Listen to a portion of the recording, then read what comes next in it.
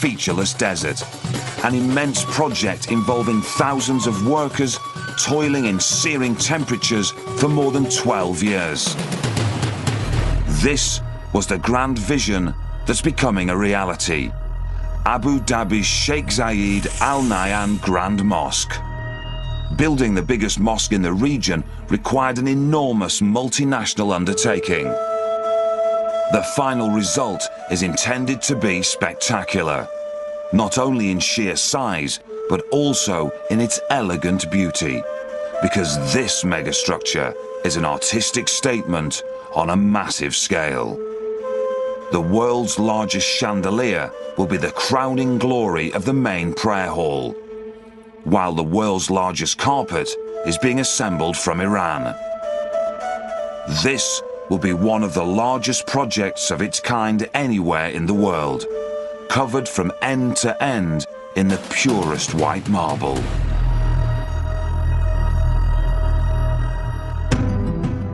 The biggest mosque dome in the world is the project's centerpiece.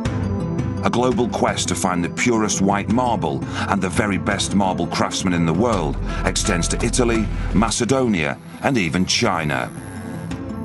Hundreds of artisans cutting and shaping tens of thousands of intricate pieces to assemble a gigantic jigsaw puzzle of monumental marble. It's a massive and complex international effort. Even British, Belgium, Indians, Bangladesh, Turkish, Filipinos, Arabs. 220,000 cubic meters of concrete, 30,000 tons of reinforcement. The best softwares and the best equipment and machinery. The classical and the modern. Although there's a schedule to be met, the Sheikh Zayed Grand Mosque project is not so much a race against time, but an attempt to make time stand still. This megastructure that must survive for centuries, it's got to be built to last. Abu Dhabi is on the coast of the Arabian Peninsula and borders Saudi Arabia. It's the largest of the 7 Emirates that comprise the United Arab Emirates and the most profitable.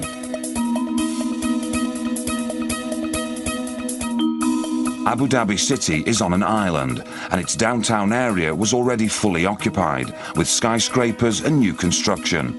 Short of demolishing an entire city block, no space existed for the mosque site.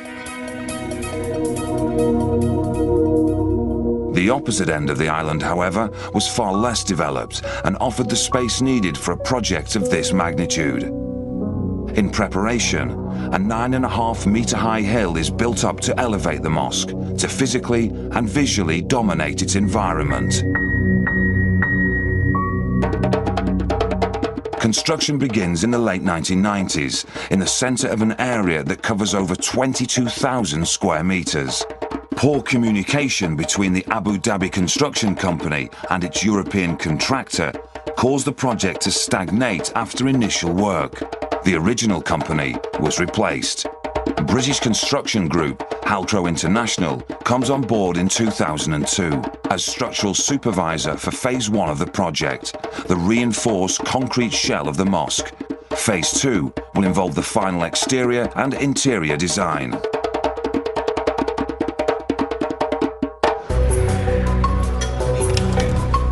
Sami Al-Kazaz heads up the Halcro team, initially responsible for the completion of Phase 1. Great consideration was given to the durability, and the reason for this is the aggressive environment in which this building is being built. Aggressive environment doesn't just refer to the temperature, it's the air salinity that's the real danger. The problem with salt in the air is that it combines with the moisture in the air, and chlorides are produced, and chlorides attack the reinforcement within the concrete. So we try and achieve a concrete with as low a permeability and porosity as possible.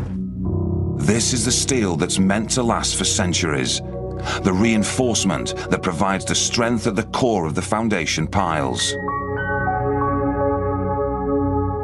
Test bores went down first through sand, then mud, then gypsum, until at a depth of 27 meters, solid mudstone was found to support the piles meant to carry the enormous weight of the mosque. It's sedimentary rock, comprised primarily of clay. The location of a solid foundation solved one problem, but at this depth, a second challenge presented itself. All the piles are effectively sitting in the groundwater, and the groundwater is very highly siling because it's so close to the sea. This salt water might eventually seep into the concrete, attack and corrode the steel reinforcement, and critically weaken the entire underpinning of the structure. After intensive testing, a corrosion inhibitor is included in the concrete design to protect the steel. In those piles we've introduced polypropylene fibers, and this, with the increase in cover to protect the reinforcement, will reduce the amount of surface cracking in the pile. And there are more than 6,000 of these piles holding up the structure, protected and strengthened by tiny plastic fibers to extend their lifetime. It's the air and ground salinity that will dictate the length of the mosque's life. And as steel-reinforced concrete structures are relatively new, the future is unknown territory. Only time will tell if the engineers have got it right. The Phase 1 construction period takes 7 years, concluding with the assembly of the biggest dome of any mosque in the world, nearly 70 meters tall.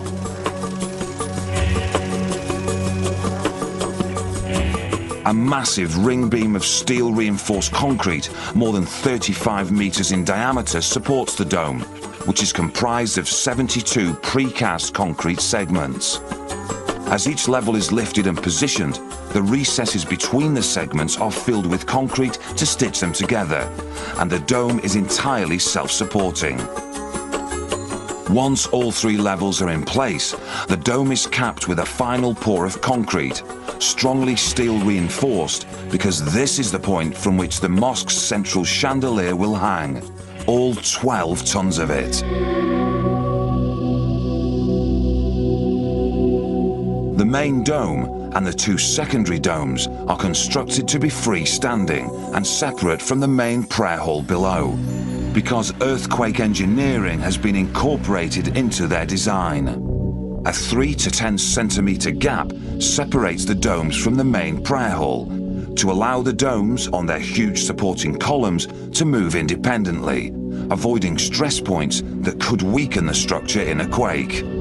The Sheikh Zayed Grand Mosque is as near as possible to being earthquake-proof. With Phase 1 completed, the concrete shell of the Sheikh Zayed Grand Mosque sits silent and empty, awaiting the exterior and interior decoration that will imbue the mega mosque with a unique identity.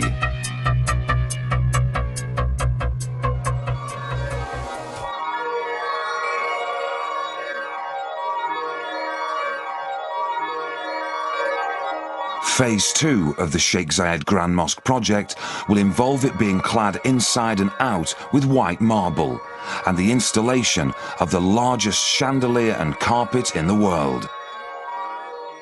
The column, the arch and the dome have been described as the trinity of Islamic architecture, and although the mosque remains faithful to predominantly Moroccan-based traditional and geometric design, its contours are more free-flowing and reflect a broader fusion of influences.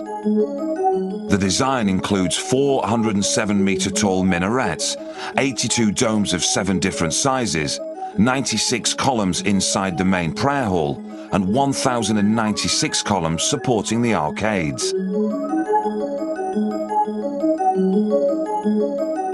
2 rooms joining the prayer hall are for the women, with the capacity for 1,500 worshippers each.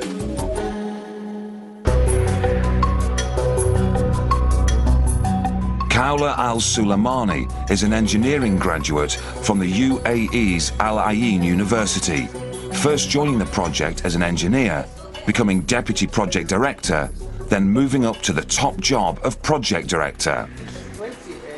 As a woman working in construction field, it is not easy. Everybody putting his eyes on this project, as government, as peoples, as foreigner. Why they change? Who allowed them to change anything? She meets with her key associates to discuss keeping the project on schedule. The late 2007 deadline for the completion of the mosque structure must be met without cutting corners or compromising the project's integrity. The objective is to give Abu Dhabi a national icon that will last for centuries, so a quick fix to meet the deadline is out of the question. Although speed's a necessity, completion can't be achieved at the expense of quality, and that won't be easy. Hill International's Samir Ohamud is now under pressure and consults with his engineers about how to achieve the 2007 deadline. Trenches need to be dug and cables laid to fully access the power supply beneath the mosque. Long underground tunnels await electric cables. Much still needs to be done, and time is not on the engineers' side.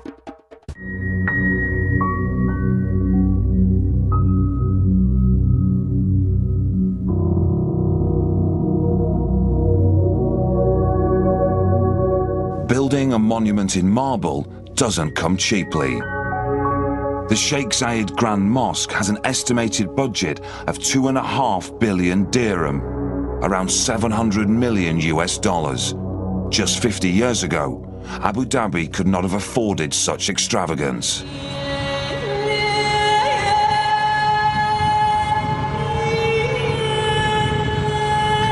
At that time, Abu Dhabi had a population of 46,000 people, had no infrastructure, and apparently no future. A collection of tents, huts, and crude buildings, it appeared destined to remain an impoverished desert community on the coast of the Persian Gulf. Neither self-sufficient nor profitably productive, it had relied primarily upon its pearl and fishing industries for its livelihood.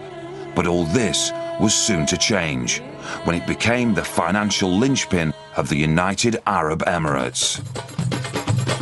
Massive oil deposits eventually made the Emirate of Abu Dhabi the key component of one of the richest nations on earth, the United Arab Emirates. Although the Emirate of Abu Dhabi is only slightly smaller than Scotland, and mostly arid and inhospitable desert, the source of its wealth lays elsewhere, off its coastline, just over the horizon in the Persian Gulf. It pumps 89% of all the United Arab Emirates oil and generates an annual income of 187 billion US dollars. Abu Dhabi City grew rapidly to become a high-rise modern metropolis, and the population of the Emirates swelled to over 2 million, not due to a prodigious birth rate, but an influx of foreign workers. More than 60% of the population are expatriates from all around the world. Its success story is largely due to one man. President of the United Arab Emirates for 33 years, Sheikh Zayed bin Sultan Al Nahyan was a visionary leader who plotted his nation's path towards prosperity and growth. The UAE now boasts the largest number of construction tower cranes in the world. The Emirate of Abu Dhabi has more than 2,200 mosques, but Sheikh Zayed had wished for one more, a masterpiece that would become the jewel in the crown of Abu Dhabi. He had a vision for creating a mosque with various architectural detail from all over the Arab world, and his vision was to create a mosque for all Muslims from whatever countries within the Islamic world. Sheikh Zayed passed away in November 2004. His son, Sheikh Khalifa bin Zayed Al Nahyan, was elected President of the United Arab Emirates. The Sheikh Zayed Grand Mosque is being constructed under extremely inhospitable conditions because whereas Abu Dhabi has oil in abundance, it has very little fresh water and relies upon desalinating seawater. Although oil is the desert emirate's lifeblood, water is also vital for its survival. On the construction site, practically all workers carry water bottles to counter the ever-present danger of dehydration. In soaring midsummer temperatures, the danger to workers is of losing water faster than it's being replaced. In this region, heat is one of the main problems that we have. Terrible hot, yes, extremely hot. And really you can fry eggs on site. Sweating all time, you want to take out clothes really from your body, you know. Dehydration is the major problem. There are many laborers who suffer dehydration problems. The human body can go into severe shock when it lacks water, and unless quick action is taken, the consequences can be fatal. Midsummer temperatures can go up to around 48 degrees centigrade, but with the humidity at sometimes 100 or 100+%, the conditions are very difficult to work in. Over the last 2 years, the government have imposed a restriction of working during the hottest times of the day, between 12 and 4 o'clock in the afternoon. Normally we don't cast concrete in the ambient temperature above 38 degrees centigrade. So in the hottest months of the summer, we can only cast at night where the temperatures are below that. This has an effect on the curing, the hydration of the concrete during the curing period. Just how critical is this concrete pouring temperature, and does it mean that if it's incorrect, the structure will eventually fail? I would never say the concrete would fail. You may not achieve the strengths that you want. Under the most extreme conditions, this is what might happen if sufficient strength is not achieved. Rigorous pressure tests are undertaken to ensure that the concrete design mix can stand the strain.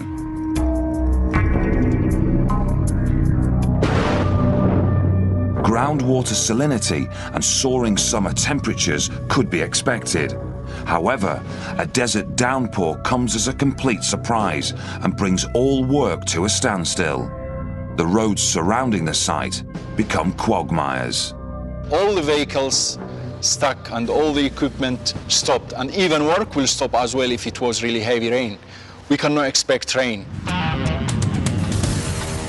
Although sandstorms are only occasional, strong wind conditions are frequent, slowing down work but never quite stopping it. But high winds present another more serious problem, that of eroding or blowing away the 9.5-metre high embankment the mosque stands on. To stop this happening, the entire hill surrounding the mosque is swathed in heavy green plastic sheeting, firmly tethered down to keep the hill intact. When the completed landscaping is finally in place, sand erosion will cease to be a problem. Early in 2007, all work was stopped and the workers were sent home.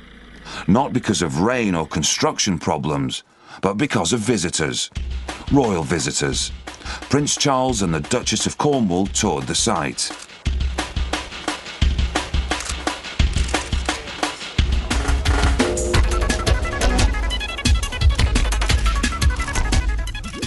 For security reasons, the workers were absent, but the press were not.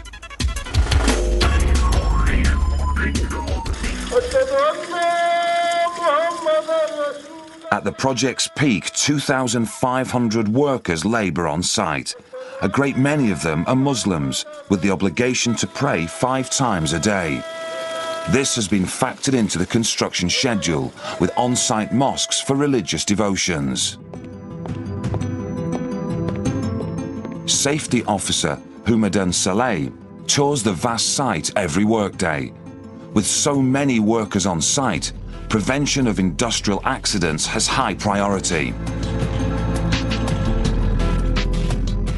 He's in the world's biggest mosque dome, and decorative panelling has already been installed around its inner parameter. Shortly, the top of the huge dome itself will receive similar treatment. Sufyan S. Saleh is the subcontractor responsible for providing the internal ceiling and dome panelling. Even though we used high technology, even though we used the IT, the best softwares and the best equipment and machinery, we had to go back to the basics, to the human artistic side. The artists were the Moroccans. They're the ones who created the gypsum designs and the positives from which the glass reinforced gypsum was produced. So the designs and concept and the decoration was all the creation of Moroccan artisans. It's a generation business, and they do it by hand. They can carve it. They give it all the life that you need to show in this type of carving. So we had to use these people to create the basic carvings, which were transferred into electronic information with the IT technology, with the CAD/CAM carving machines, and to end up with big production of these highly artistic carved items, yet retaining the basic hand artistic part. On the factory floor, a high-strength gypsum and mineral mix is combined with tiny slithers of fiberglass and sprayed on one of the thousands of molds. When set, it is both strong and relatively lightweight. We had to do a 3D simulation to finalize all the geometry, because these units cannot be adjusted. They are not aimed to be adjusted on site. They have to fit accurately. And they do not only fit in terms of geometry. So if you have two pieces that you like them to fit, you have to ensure that their sides fit, side to side, left, right, up, down, bottom. And not only that, you have all the carvings that have different depth, and those carvings should match the carving of the adjacent panels. So you don't have the luxury to adjust anything on site. Once there, they have to be correct. It's over 12,100 panels. Dominating the factory floor is a vast curved wooden cradle in which pre-assembly of dozens of panels is taking place. Scores of these heavy pre-assembled sections are required, and they'll be secured overhead in the main prayer hall. I would say that the heaviest ones were in the range of 700 to 800 kilograms. They are quite heavy as a decorative unit. Maybe the weight of your car, but that you are hanging onto a dome or on the ceiling. In phase 2, the grey, austere concrete vanishes, to be sheathed in dazzling and decorative white. Few projects have used as much marble as the Sheikh Zayed Mosque, which was conceived to have the whitest marble ever found, like another wonder of the world, the Taj Mahal. Marble has been a key feature of Islamic structures, valued for its beauty, strength, and resistance to fire and erosion. Phase 2 of construction involves the local company Sixco, coordinating and supervising the work of 38 international contractors. You are speaking about 120,000 square meters of marble outside all around, which is nearly mountains of marble which had to be open and treated to get the extra white marble we are having here. In total, both outside and inside, nearly 120,000 square meters of marble is required, including a considerable amount of decorative and carved works. But where to find the world's whitest marble? The search would take them around the world. Building the Sheikh Zayed Mosque requires a search for the purest white marble in the world, particularly for the prayer hall interior. This is where Italy now contributes its expertise. Milan in northern Italy is a city long renowned for being on the cutting edge of innovative design.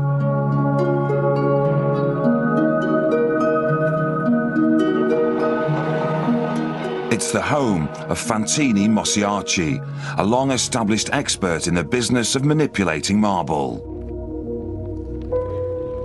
When approached to tackle the task of providing and crafting pure white marble on the mammoth scale that the project required, the company contacted Lorenzo Carmelini and an interior design firm, a company with a close association with Gianni Versace on hotel and boutique projects. Although a schedule had to be met, to create a timeless masterpiece in marble would obviously require time. Spatium were one of the only architects who could transfer Sheikh Sultan's ideas and visions into reality. Sheikh Sultan was very interested in the floral concept of the mosque. The image that the client, Sheikh Sultan, had in mind, it was the Mosque of the Flowers. And Spatium were very good at transposing that idea into samples, drawings and designs. The material we suggested for the realization of, physical realization of the wall was the marble. He wanted something very, very white, very important. And we had to find a very rare kind of white marble. And it has been taken from an Italian quarry, which is producing might be the most beautiful and pure white from all over the world. Marble that's white and crystalline as the snow found in the Val Venosta Alps in northern Italy at the Acqua Bianca quarry. This cold white marble was exactly what Lorenzo wanted. Lassa marble.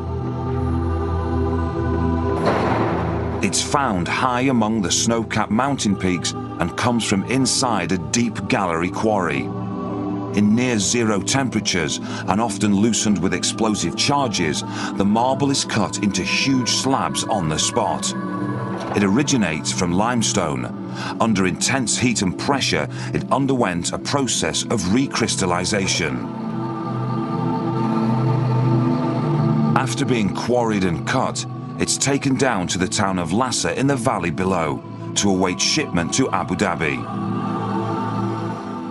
Not only massive marble, but micro marble is an integral part of Abu Dhabi's Sheikh Zayed Grand Mosque.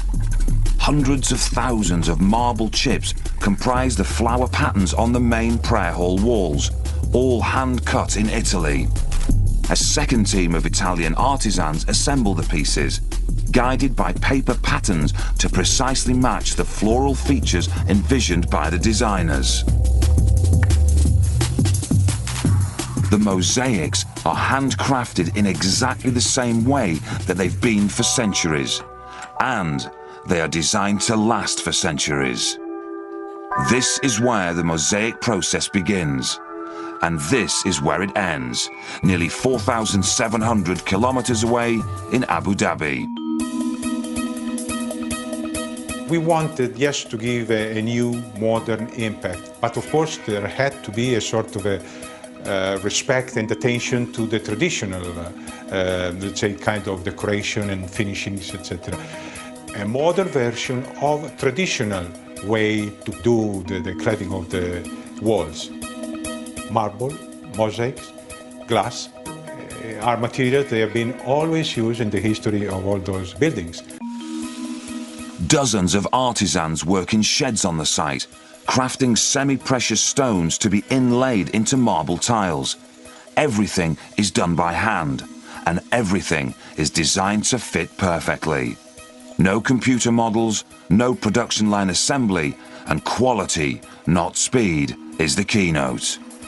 The inlaid marble slabs are polished and ready to be mounted on the 1,096 columns along the arcades that surround the central area.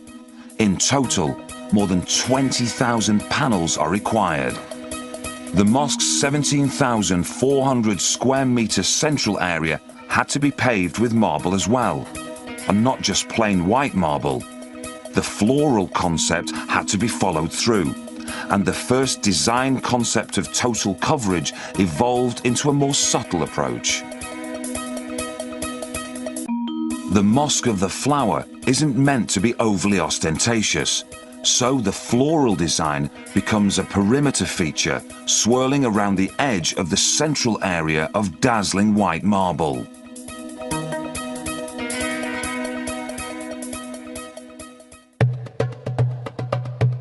The complex web of steel scaffolding is beginning to come down in the main prayer hall, and the interior of the main dome is at last revealed, fully panelled and awaiting the arrival of the world's biggest chandelier. Thomas Faustig is in charge of the chandelier's construction, which is being manufactured and assembled in his Munich factory in southern Germany. However, his designers and engineers aren't working on just a single central chandelier. They are extremely large, 10 meters diameter by 50 meters height. That is equal to a 5 to 6 story building. There are two secondary chandeliers with a diameter of 8 meters and a similar height. There are another 4 smaller ones, but small is not small.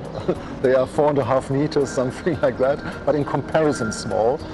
So the whole lot is 7 chandeliers, 7 principal chandeliers for the 7 principal domes of the mosque. The main chandelier has a staircase within it to allow technicians to enter and carry out checks on its LED lighting system.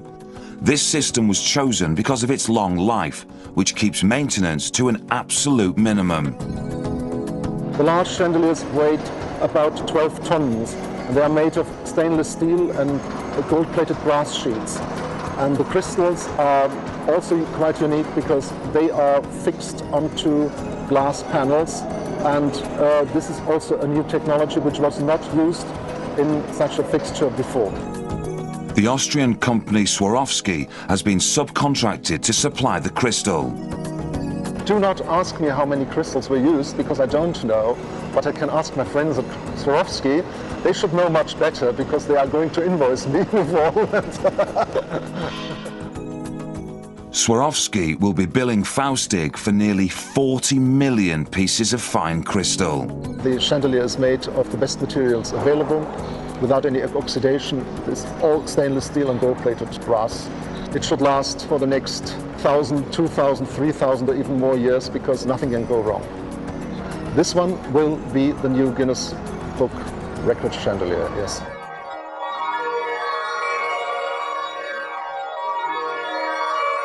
And below the world's largest chandelier will be the world's biggest carpet. It's being woven across the Persian Gulf in Iran and designed by Iranian artist Ali Khaliki.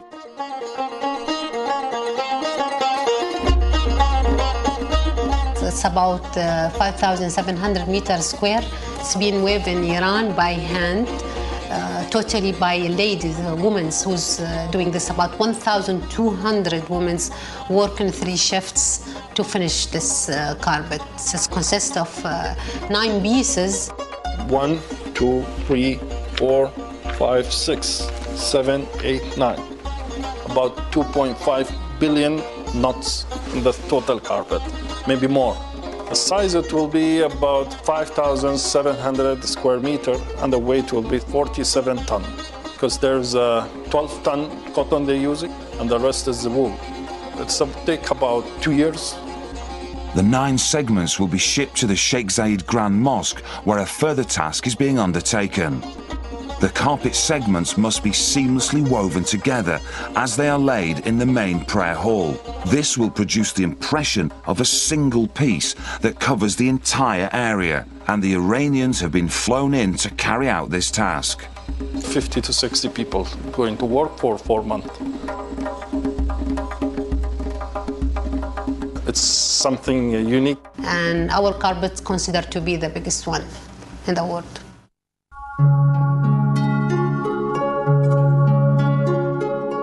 The Sheikh Zayed Grand Mosque has the biggest carpet in the world and the biggest chandelier in the world, but requires a religious focal point. To complete their contribution, the Italians now provide an innovative design for the mosque's most important feature, its prayer wall, featuring the 99 names of Allah. To fully realize his unique concept, Lorenzo Carmelini required a special quality of marble, and for him, that could only be found in one place. Pietrasanta, on the western coast of Italy, has been associated with marble since antiquity. It's a picture postcard town, popular with tourists, and many contemporary sculptors have made it their home. Its famous past resident, the legendary Michelangelo, is still remembered and revered today. What gives the town its fame is its close proximity to one of the world's oldest and purest sources of white marble, here in the mountains, less than 15 minutes drive away. The vast quarry of white marble is where Michelangelo selected his material, a quarry that provided much of the marble that adorned ancient Rome at the peak of its empire and the same quarry that today is supplying the marble for the Sheikh Zayed Grand Mosque. The prayer wall is being assembled from local white Bianco P marble, and it's been chosen from this particular locality because its colour is subtly different to that of the main prayer hall material from Lhasa. The intention is to have the distinctive prayer hall wall stand out from its surroundings. The Lhasa marble is cold white, and the Pietra Santa marble has a warmer, milky colour. In another factory, further individual pieces are being cut and crafted, and within weeks, everything will be shipped to Abu Dhabi for reassembly. Creating a monument in marble requires a lot of stone, and the quarries in Macedonia eventually provide an affordable solution. There was a search around the world for white marble to try and source the purest white marble in the volumes that were required for this project. The marble from Macedonia that's to encircle the huge supporting columns in the main prayer hall is cut into thick slabs and shipped to Dongguan in southern China. This industrial city is one of the many worldwide locations contributing expertise to the project, and Kaula Al-Suleimani and her advisors regularly visit all of them to check on product quality and progress. Their supplier is part of one of the biggest marble and granite working conglomerates in the whole of China. The project director's focus is the marble being delivered here from Macedonia. Hundreds of interlocking segments are being meticulously carved, polished, and inlaid. The segments will cover the massive columns supporting the three main domes of the mosque, but time and quality is critical. 96 columns, 4 meter high, 2 meter diameter, to be done in 3 months. And these are not just columns, they are engraved by hand with natural mother of pearl. So the thickness of the marble had to be enough to allow us to carve them without having this problem of cracks. Not all the marble supplied from Macedonia is living up to expectations. Too much of it has minute flaws and is cracking. The project director is there to put the schedule back on track. But can replacement marble be delivered from Macedonia fast enough?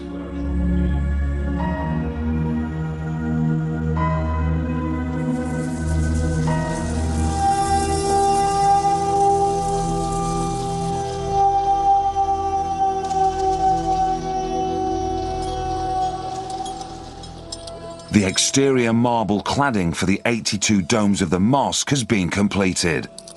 All that remains is for them to be capped with decorative pinnacles, and those for the main domes are of considerable size. They've been fabricated from advanced composite material, and their surfaces covered with golden glass mosaic tiles. Their placement requires personal care and attention.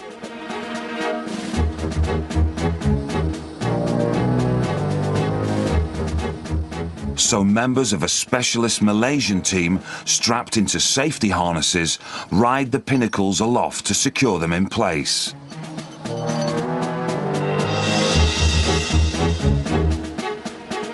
Capping the three main domes is the most dizzying and delicate operation of all. Time to complete the Sheikh Zayed Grand Mosque is running out. After 12 years, will the mega mosque be ready for its grand opening?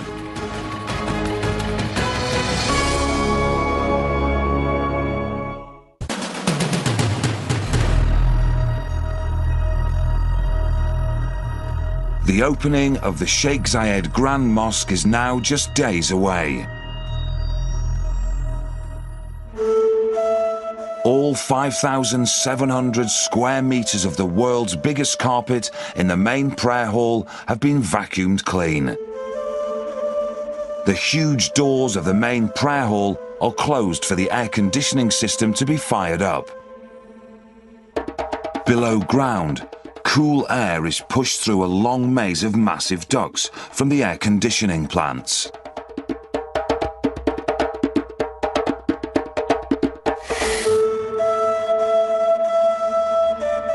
Outside, landscaping is put into place that will eventually encircle the mosque. And as shadows lengthen, the work of cleaning and polishing in the central area goes on long into the night.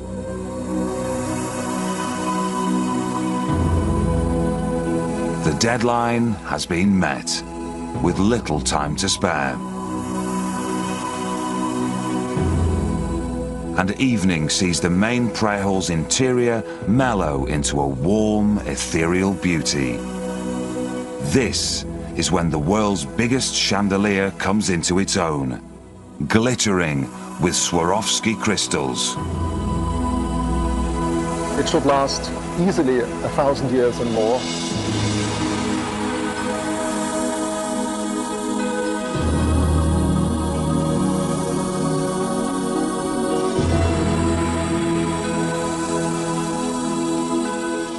It is a huge project. It's considered the third largest mosque in the world. Non-Muslims aren't usually allowed into mosques in Abu Dhabi. However, the Sheikh Zayed Grand Mosque is an exception.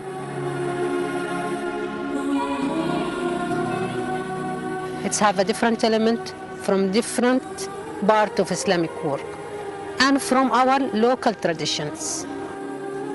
A place for all Muslims from different world to come to visit.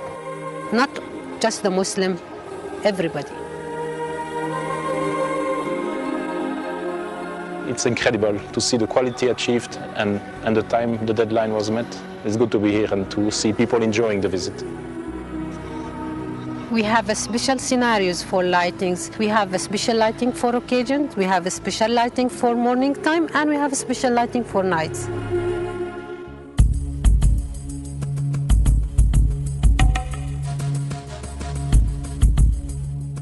The mosque is surrounded by 22 towers, each of them fitted with up to a dozen special effect floodlights. The exterior lighting design recognizes the connection between the lunar cycle and the Islamic calendar. As the moon waxes and wanes, the shade of the white, blue, white light varies. So in other words, the whole surfaces of the building become a mimic of the moon. In order to add some dynamic lighting, we've decided to add some animations to these intelligent luminaires, to add cloud shades crossing the building towards Mecca direction, suggesting more spiritual clarity.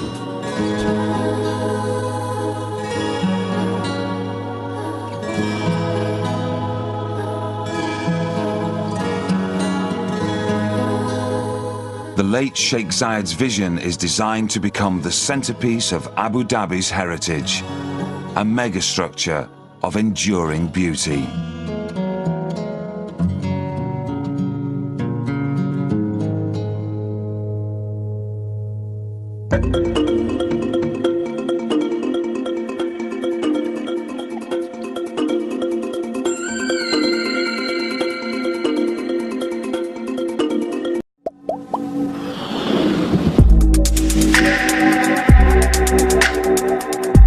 A featureless desert, an immense project involving thousands of workers toiling in searing temperatures for more than 12 years. This was the grand vision that's becoming a reality. Abu Dhabi's Sheikh Zayed Al Nahyan Grand Mosque. Building the biggest mosque in the region required an enormous multinational undertaking. The final result is intended to be spectacular, not only in sheer size, but also in its elegant beauty, because this megastructure is an artistic statement on a massive scale. The world's largest chandelier will be the crowning glory of the main prayer hall, while the world's largest carpet is being assembled from Iran. This will be one of the largest projects of its kind anywhere in the world, covered from end to end in the purest white marble.